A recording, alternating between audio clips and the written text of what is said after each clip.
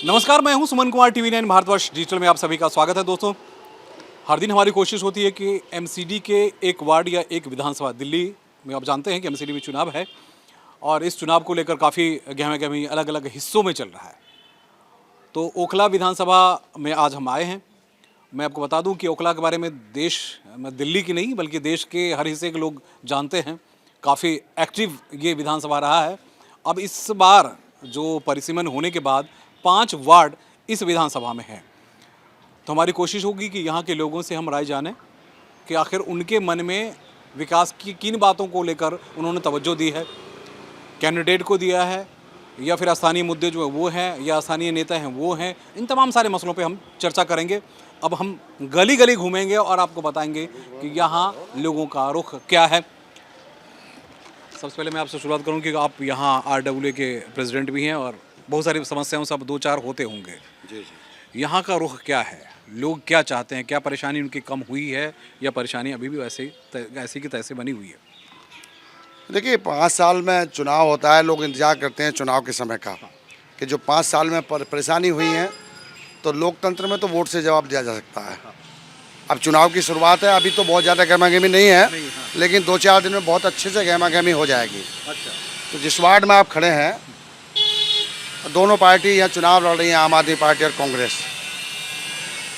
मेरा ये मानना है, चूँकि आम आदमी पार्टी सरकार में है और कई चीज़ें उनके खिलाफ भी हैं, यहाँ लोग उनसे शिकायतें भी हैं और जो उनके अपोज में जो कांग्रेस का प्रत्याशी है वो 3 बार का काउंसलर है यहाँ। अच्छा, यहाँ मौजूदा काउंसलर भी हुई है? मौजूदा काउंसलर शोएब दानिश 3 बार से यहाँ काउंसलर है लगातार। अच्छा। और चौथी बार उनकी वाइफ को टिकट मिला है। उनका लोगों के प्रति बर्ताव बहुत अच्छा है। अच्छा। और काम करने में बहुत दिलचस्पी लेते हैं।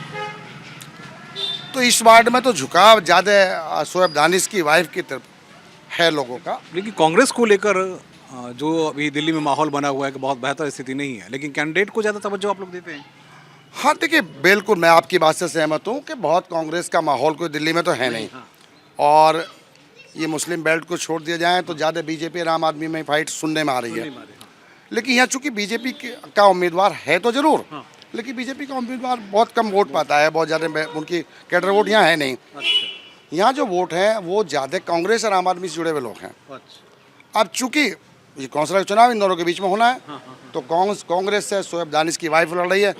उनकी एक अच्छी साफ सुथरी छवि है, लोग पसंद भी करते हैं। सालों से यहाँ उनके हस्बैंड, हाँ, पिछले 15 साल से लगातार वो काउंसलर हैं यहाँ और उनको तवज्जो मिलेगी। यस बिल्कुल। आप भी यहीं रहते हैं? जी। यंग जनरेशन क्या सोचता है कि हमें किस तरह के कैंडिडेट चाहिए, या फिर अभी नई पॉलिटिक्स हो रही है, नई नई तरह की चीज़ें आ रही है? आप लोगों के जहन में क्या सिर्फ कैंडिडेट होता है या फिर नेशनल फिनोमेना आता है या स्टेट प्रॉब्लम है वो है, क्या है? ये कैंडिडेट। अच्छा, कैंडिडेट वाला। माशाल्लाह जो शोएब दानिश हैं, कैंडिडेट भी अच्छे हैं वो। अच्छा जी। लेकिन मसला ये ना कि अब वहाँ तो सरकार MCD में सरकार पहले तो रही बीजेपी रही है, लेकिन शोएब दानिश क्या है यहाँ बहुत काम कर चुके हैं या फिर सिर्फ आप आसपास रहते हैं इसलिए आप नहीं, बहुत काम कर चुके हैं। माशाल्लाह काम कर भी रहे हैं। अच्छा, जी। आप यहीं रहते होंगे, जाहिर सी बात है। तो आप लोगों के जहन में क्या है कि भाई क्या यहाँ की समस्या खत्म हुई है? क्योंकि अगर लगातार 15 साल से लोग पसंद करते हुए हैं तभी ये बनते हुए हैं। अच्छा, और इंशाल्लाह इस बार भी शोएब दानिश ही बनेंगे। तो अगर सत्ता में आ भी जाएंगे तो क्या आप लोगों का भला हो पाएगा? समस्या ये है। इंशाल्लाह इस बार कांग्रेस मजबूत है। अब देखिए सत्ता से इस बात को कोई लेना देना नहीं है। हम लोग हमको अपने वार्ड की सफाई, अपने वार्ड की नाली सफाई की, अपने वार्ड की समस्याओं का हल करना है। अच्छा, वो ये प्रतिनिधि है जो हमारा ये कर सकता है। अब कौन सत्ता में जाएगा MCD में, अब आम आदमी पार्टी जाएगी या बीजेपी जाएगी, उससे बहुत ज़्यादा यहाँ असर पड़ने वाला नहीं है। असर वो नहीं पड़ने वाला। यही कहानी है क्या कि हमारे कैंडिडेट जो हमारे पास का होना चाहिए? बिल्कुल बिल्कुल बिल्कुल। हाँ बिल्कुल। अब हम आपको देखिए, कांग्रेस की दिल्ली में हम चर्चा कर देते हैं। दिल्ली में अभी जो मौजूदा समीकरण है उसमें कांग्रेस तीसरी बड़ी पार्टी के तौर पे तो सभी जगह अपने कैंडिडेट को खड़ी कर दी है। लेकिन कांग्रेस की जो हालत है उसको यह कि उनके वोटर्स ही छिटकने लगे हैं, उनके वोटर्स ही आम आदमी पार्टी में जाने लगे हैं। कहानियाँ कुछ भी है, परेशानियाँ कुछ भी है, जैसी भी बातें हैं। वरिष्ठ नेता हैं कांग्रेस के, पहले पिछली बार चुनाव लड़े भी थे, पहले पत्रकार भी रहे थे, चेहरे पे बहुत मायूसी जो है वो क्यों दिख रही है? नहीं, बिल्कुल मायूसी नहीं है। अच्छा। मैं जिम्मेदारी से कह रहा हूं कि दिल्ली में कांग्रेस का इतना प्यार मिल रहा है कि मेयर कांग्रेस का होगा। आप ये लिख कर रख लीजिए। अच्छा। मैं सिर्फ यहाँ की बात नहीं कर रहा हूँ, कांग्रेस पार्टी एमसीडी में सरकार बनाने जा रही है। एमसीडी का मतलब भाजपा और आम आदमी पार्टी ने मोस्ट करप्ट डिपार्टमेंट बना दिया है। MCD stands for most corrupt department for them. Congress के लिए मेरी चमकती दिल्ली, ये नारा लेकर आए हैं हम, शीला जी का चेहरा लेकर आए हैं हम। जिस तरह से शीला जी ने 15 साल काम किया है दिल्ली में, आज उस काम को लोग याद करते हैं। अच्छा। दिल्ली का जो निर्माण किया था, जिस तरह से दिल्ली जो विरासत छोड़ कर गई थी उन्होंने, भाजपा और आम आदमी पार्टी के नूरा कुश्ती ने आज उस दिल्ली को बर्बाद कर दिया। परवेज भाई, कहानी उसमें दो और भी है। आपके जो वरिष्ठ नेता हैं वो सब सड़क पे उतर नहीं रहे हैं, इसके पीछे क्या? मुझे लग रहा है सारे के सारे पिछले 2.25 साल से कांग्रेस के ही नेता सड़कों पे थे। आप पूरे पैंडेमिक महामारी में उठाकर देख लीजिए, दिल्ली के मुख्यमंत्री कहाँ छुपे हुए थे, भाजपा के नेता कहाँ छुपे हुए थे। सिर्फ अगर सड़कों पे कोई नजर आया है तो कांग्रेस का नेता, कांग्रेस का कार्यकर्ता। आपको एक आंकड़ा दे दूं, क्या ये हमने वोट जो में- कांग्रेस की रसोई चलाई, लगभग 55 लाख लोगों को भोजन कराया, 4.5 लाख लोगों को कच्चा राशन कांग्रेस पार्टी ने अपनी तरफ से बांटा है। तो हमने अपनी जिम्मेदारी पूरी निभाई है, चाहे राजनीति हो या लोक कल्याणकारी काम हो। हमने पूरा अपना प्रेजेंस रखा है लोगों के बीच में। हमने किसी को पैदल चलने के लिए मजबूर नहीं किया, हमने लोगों के जख्मों पे मरहम लगाया कांग्रेस पार्टी ने। क्या वो मरहम जो है वोट में तब्दील होगा? ये कहानी हम जानना बिल्कुल, चाहते हैं। आप, मैं गारंटी के साथ कह रहा हूं, आप फिर मेरा उस दिन 7 तारीख को मेरा इंटरव्यू लीजिएगा, दिल्ली में कांग्रेस पार्टी का मेयर बनेगा। अच्छा। बिल्कुल।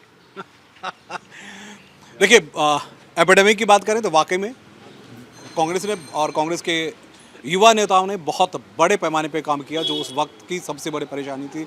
हर जगह कहीं कहीं कोई खड़ा नजर आते, कोई खड़े नजर आते थे तो ये युवा नेता होते थे, घर घर तक इन्होंने पहुंचाया। लेकिन परेशानी वही है कि पिछले जो वार्ड के एमसीडी का जो चुनाव हुआ था उसमें सिर्फ 2.5% की कहानी थी। हाँ, उसके बाद जो दूसरा चुनाव हुआ था, जो उपचुनाव हुआ, उसमें 22% के आसपास कांग्रेस। तो क्या कांग्रेस इस बार सत्ता में लौट पाएगी? ये कह पाना बेहद मुश्किल है। कि पत्रकार होने के नाते मैं, ये सिर्फ मेरी राय है ऐसा मैं नहीं कहता। जो ग्राउंड रियलिटी है वो जनता खुद कहती है। कैंडिडेट पे बहुत सारी चीज़ें डिपेंड है कि, और बहुत अच्छी बात उन्होंने कही कि भाई हमें अगर कोई परेशानी होगी तो परेशानी के लिए मैं मेयर के पास नहीं जाऊँगा, बल्कि अपने कैंडिडेट के पास जाऊँगा, या अपने यहाँ से जो बंदा खड़ा होगा, साफ़ सफाई से लेकर तमाम से छोटी मोटी जो चीज़ें हैं वो यहीं निपटा दिए जाते हैं। और ख़ासकर इस इलाके की हम इसलिए चर्चा करते हैं कि मैं आपको बता दूँ कि मुस्लिम इलाकों में एक अलग कहानियाँ बन रही है कि अब जो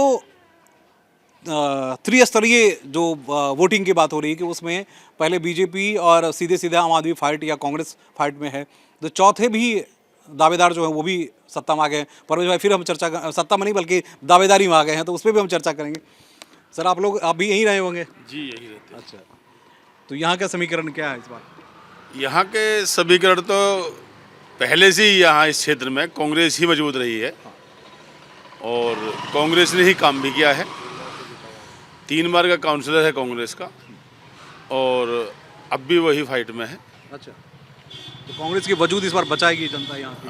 कांग्रेस के जनता तो विश्वास कांग्रेस पे करती है। तो इसलिए यहाँ यहाँ हम पूरे आप दिल्ली की बात कर रहे खासकर थे, पूरी यहाँ की बात कर रहे यहाँ की बात कर रहे हैं। हैं। जी जी,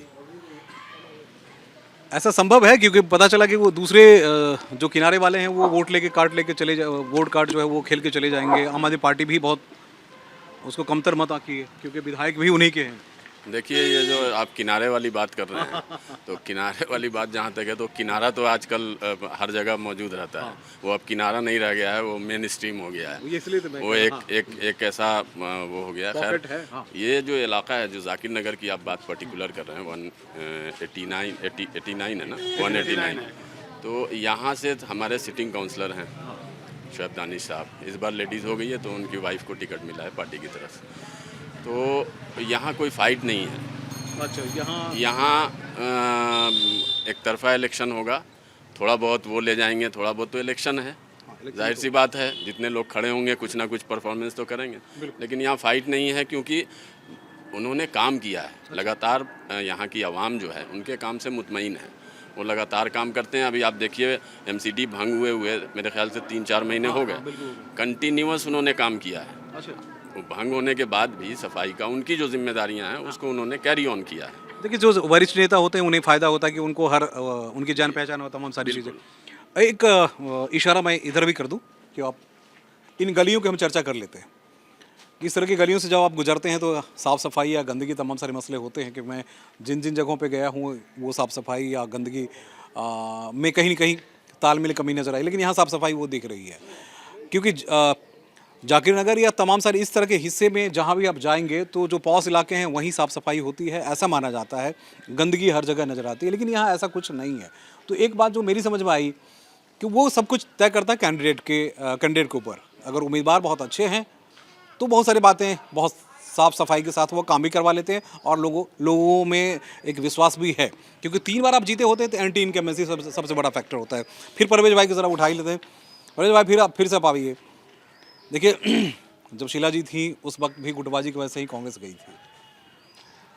अब आप लोगों ने गुटबाजी ख़त्म करके फिर से नई रणनीति बनाई है, लेकिन आपने पिछली बार चुनाव लड़ी थी, इस बार नहीं लड़ पाए। अब मसला ये है कि कई ऐसे कांग्रेस में ही बड़े नेता हैं जो कांग्रेस को डैमेज कर रहे हैं। ये हकीकत है या नहीं? ठीक है, सबसे पहले जो आपने कहा, आपका इशारा, मैं तो सबसे पहले अपनी पार्टी का शुक्रगुजार हूँ जिन्होंने टिकट नहीं दिया लेकिन संगठन में इतनी जिम्मेदारी दी, इतना काम दिया और मैंने अपनी उन जिम्मेदारियों को बखूबी निभाया। यही नहीं, मैं अभी कल रात ही लौटा हूँ भारत जोड़ो यात्रा से, जहाँ मैं अपने नेता आदरणीय राहुल जी के साथ कंधे से कंधा मिलाकर चल रहा था। और उनका क्या नारा है, नफरत छोड़ो भारत जोड़ो। ये नफरत किसके खिलाफ है? ये नफरत इस देश के लोगों के खिलाफ जो भाजपा बो रही है, और कहीं ना कहीं आम आदमी पार्टी उसमें घी डालने का काम कर रही है। दिल्ली दंगे हो, बिल्किस बानो हो, निज़ामुद्दीन मरकज़ हो, आखिर एक तबका जो है आज डरा सहमा क्यों है? उसका हाथ थामने वाला अगर कोई एक लीडर इस देश में है तो उसका नाम राहुल गांधी है। और मुझे लगता है इसी बात को लेके कांग्रेस के जितने जो आप ग्रुपिज्म की बात करते हैं, देखिए ग्रुपिज्म हर पार्टी में होता है, लेकिन अल्टीमेट एम होता है पार्टी को जिताना। और हम सब ने तय किया है, कांग्रेस पार्टी के तमाम वरिष्ठ नेताओं मेयर ने बना ही तय किया है, बिल्कुल मेयर बनेगा कांग्रेस का। देखिए, 7 तारीख को फिर मिलेंगे बिल्कुल। और ये मेयर बनाएंगे, कैसे बनेगा वो तो देखिए सारी चीज़ें होती हैं, मेजॉरिटी से बनाएंगे, लेकिन जीत के कॉन्फिडेंस, बनाएंगे। हाँ कॉन्फिडेंस है, काफ़ी कॉन्फिडेंस है। फिर से आपसे मैं जानना चाहूँगा सर, क्योंकि आपकी गलियाँ जो है वो साफ़ सुथरी गलियाँ हैं, परेशानियाँ थोड़ी कम है। मैं देख रहा हूँ कि इधर जो साथ में मशीन जो है लगाई गई है, ये भी मशीनों को बुलाने के लिए काफ़ी दिक्कतें आती है। जी जी जी। हैं, तो जरा इधर भी राहुल जी पीछे दिखाइए, क्योंकि मशीन दिखा दीजिए। मशीन भी दिखा दीजिए। इसलिए दिखा दीजिए कि जो हमारे दर्शक जो देख रहे होंगे, इस तरह की मशीनों को बुलाने के में काफ़ी दिक्कत आती है, क्योंकि ये दिल्ली जल बोर्ड वाले होंगे या सीवर सिस्टम जो दुरुस्त करने वाले काउंसिलर बुलाते रहते हैं। जब हम बड़ी पार्टी को देखते हैं तो उसकी तरफ भागते हैं या फिर हम सोचते हैं कि चलो जो हमारा है उसी को हम बचा लें? देखो, मेरा मुद्दा परवेज आलम खान से बिल्कुल अलग है। अलग है ना? हाँ। परवेज आलम खान मेयर बनाने की बात कर रहे हैं, हो सकता है इनका मेयर बने, बड़ी खुशी की बात होगी, हमारे दोस्त हैं। लेकिन मैं अपने काउंसिलर तक सीमित हूँ। अच्छा। मैं चाहता हूँ कि जो अच्छा काउंसलर पब्लिक के लिए रहा है, जिसको हमने बरतावा है, वही काउंसलर दोबारा से जीत का है। अच्छा। और उसी की उम्मीद है वही जीत का आएगा जो लोगों का कहना है। और लोकतंत्र में नक्कराए खुदा होती है और पब्लिक की आवाज़। तो पब्लिक की आवाज़ तो यही है कि शोएब दानिश की वाइफ दोबारा चुनाव जीतेगी और फिर इस इलाके की उसी तरह साफ़ सफाई होगी जिससे अच्छे से आपको ये सड़कें साफ़ सुथरी दिखाई दे रही हैं। आप देख लीजिए, ओखला की सड़कें हैं ये कोई न्यू फ्रेंड्स कॉलोनी की सड़क नहीं है, ओखला की सड़कें हैं, जिसको ये कहा जाता है कि अनऑथराइज कॉलोनी है, वहाँ सफाई नहीं होती होगी, तब भी यहाँ भी झाड़ू मार के सुबह गया है। तो ये इसी काउंसलर की देन है। अच्छा, जो न्यू फ्रेंड्स के मुकाबला। इसलिए आप खुश हैं? यस, मैं खुश हूँ। इतनी खुशी काफ़ी है कि और भी कुछ चाहिए इस इलाके में? अब चाहिए तो देखिए, ख्वाहिश तो आदमी चाहता ही है कि कभी ऐसा नहीं है कि इससे गुजारा हो जाएगा। अच्छा काम और डेवलप होगा तो उससे तो ज़्यादा और खुशी होगी। हाँ, तो इतनी खुशी से गुजारा नहीं चलने वाला। हाँ, देखिए, मेयर चाहे जिसका भी बने, जिसकी भी सत्ता एमसीडी में होगी, वो इस बार बहुत ताकतवर होंगे। इसलिए होंगे कि केंद्र सरकार ने इस बार के कानून में बहुत सारे पावर जो हैं वो सीधे सीधे एमसीडी को दे दिया। दिल्ली सरकार से काफ़ी पावर जो है कर्टेल कर दिए गए, यानी काट दिए गए। तो मसला अब ये है कि इस बार निगम के चुनाव में जो चेहरे, बड़े बड़े चेहरे थे, वो चेहरे कहीं न कहीं गायब होने लगे हैं। जिन चेहरों पे हम बहुत राजनीति करने की बात कर रहे थे, वो कहीं न कहीं शांत होने लगे हैं। उनके ऊपर जो है वो कीचड़ उछलने लगे हैं।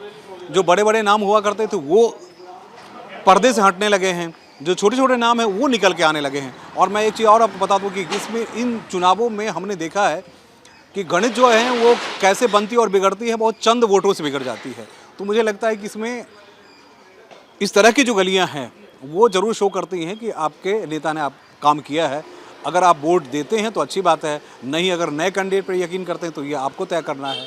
फिर हम किसी और वार्ड में चलेंगे और वहाँ की चीज़ें आपको बताएंगे कि वहाँ के लोग क्या चाहते हैं, किस तरह के नेता चाहते हैं और उनके पिछले नेता ने क्या काम किया था, उससे खुश हैं नाराज़ हैं। यहाँ तो फिलहाल सब कुछ ठीक लग रहा है, लेकिन 3-4 कैंडिडेट हैं ना, और मुसलमान वोट को आप जानते हैं कि मुसलमान वोट में अभी जो है वो ओवैसी साहब के भी कैंडिडेट इसमें शामिल कर दिए गए हैं, तो वो भी वोट बैंक जो है वो कहीं का डैमेजिंग फैक्टर होता है। तो वो सारे समीकरण हैं जो वोट के वक्त बहुत मायने रखता ही है। कैमरामैन राहुल देव के साथ मैं सुमन कुमार, TV9 भारतवर्ष के लिए।